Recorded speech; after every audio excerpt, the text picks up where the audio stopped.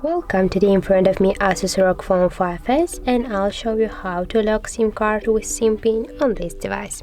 So first you should go to the settings application and scroll down to the security and lock screen section.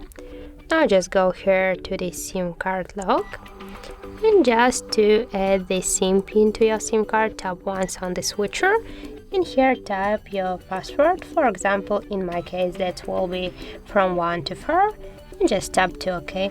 And as can you see, our switchers just turn on. That means that we just add the SIM pin to our SIM card.